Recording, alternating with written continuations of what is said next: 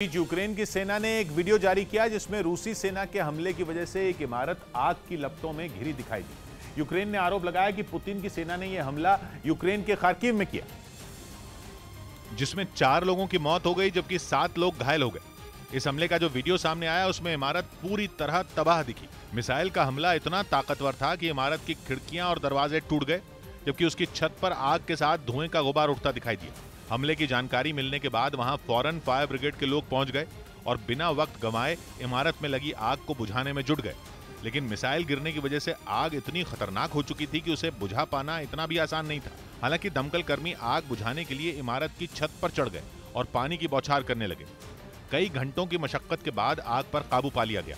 उधर जेलेंस्की ने अपनी जनता से वादा किया कि वो रूस को यूक्रेन से खदेड़ कर ही दम लेंगे। जेलेंस्की ने यह भरोसा 2 दिन पहले यूक्रेन के नागरिकों को दिया था और इतने विश्वास के साथ दुनिया के सामने ये बात रखी कि वो खैरसोन को रूस से वापस लेकर ही रहेंगे। ऐसा तब है जब जंग को शुरू हुए करीब आधा साल बीत चुका है, लेकिन दोनों देशों के बीच छिड़ी लड़ाई किसी नतीजे पर पहुंचने का नाम नहीं ले रही है। इस बीच यूक्रेन के राष्ट्रपति ने दावा किया कि खैरसोन को वापस पाने के लिए यूक्रेन की फौज ने कई रूसी ठिकानों, कंट्रोल स्टेशनों और हथियारों के डिपों को तबाह कर दिया।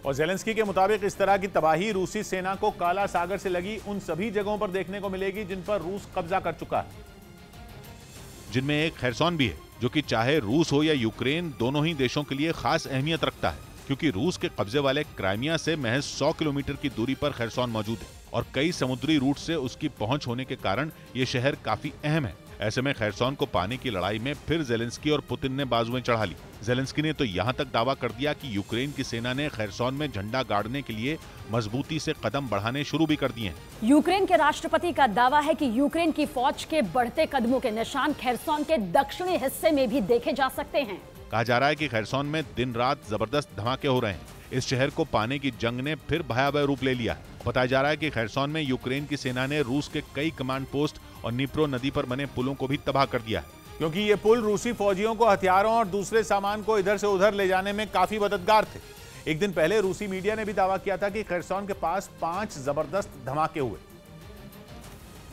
जिसके बाद ये साफ हो गया कि खैरसोन को वापस पाने की लड़ाई में यूक्रेन के सैनिकों ने अपनी पूरी जान झोंकी हुई है।